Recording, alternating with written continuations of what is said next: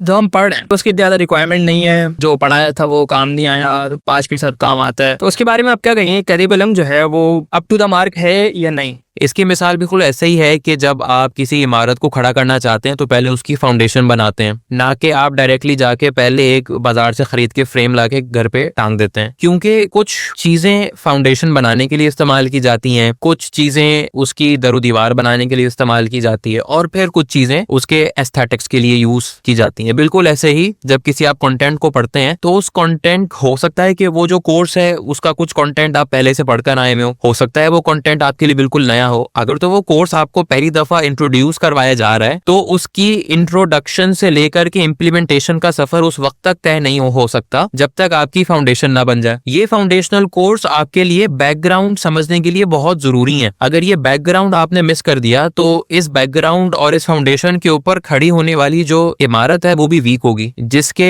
नतीजे में इंडस्ट्री में जाकर आप कुछ बातें बोल सकते हैं जो कि शायद एक्सेप्टेबल ना हो। जो कंटेंट आपको लगता है कि इंडस्ट्री में काम में नहीं आ रहा, वो असल में यही फाउंडेशनल कंटेंट है जो कि आपको इस काबिल बनाएगा उस कंटेंट के लिए जो कि इंडस्ट्री में डायरेक्टली इन यूज लाया जा रहा है। इसीलिए कुछ फीसद इंडस्ट्री में आपको डायरेक्टली यूज होता हुआ दिखेगा, लेकिन जो बकाया फीसद है वो उस कंटेंट ने आपको इस काबिल बनाया है कि आप उस बकाया कंटेंट को इंडस्ट्री में बरूएकार लेकर आ सकें। इंडस्ट्री के इनपुट हमारे पास मुख्तलिफ जराए से आते हैं, उसमें से एक जरिया पाकिस्तान इंजीनियरिंग काउंसिल और HEC खुद है। ये वो नेशनल इदारे हैं जिनकी रिस्पॉन्सिबिलिटी यही है कि वो इंजीनियरिंग यूनिवर्सिटी में पढ़ाए जाने वाले कोर्स कंटेंट्स को देखें और उसको रिस्पॉन्सिबली रेगुलेट कर रहे हो। ना सिर्फ ये एक टॉप डाउन वे से हमारे पास आता है, बल्कि हमारे पास डिपार्टमेंटल लेवल पर भी there is a body called industrial advisory board, IAB। Industrial advisory board के अंदर भी हमारे पास कुछ इंडस्ट्रियल रिप्रेजेंटेटिव्स मौजूद हैं जो कि अपने अपने डोमेन्स के एक्सपर्ट्स हैं। उन डोमेन्स के एक्सपर्ट्स के सामने भी किसी भी कोर्स कंटेंट को आपको पढ़ाने से पहले उनके सामने रखा जाता और उनका फीडबैक लिया जाता है इस बात के ऊपर कि ये जो कंटेंट हम पढ़ा रहे हैं ये इंडस्ट्री में एप्लीकेबल होगा। ना सिर्फ ये कि वो अभी एप्लीकेबल है कि नहीं, बल्कि अगले 4 साल में आप क्या इस क्वालिटी वाला ग्रेजुएट अपनी इंडस्ट्री में देखना चाहेंगे। जब ये इनपुट्स एक साथ टॉप डाउन के थ्रू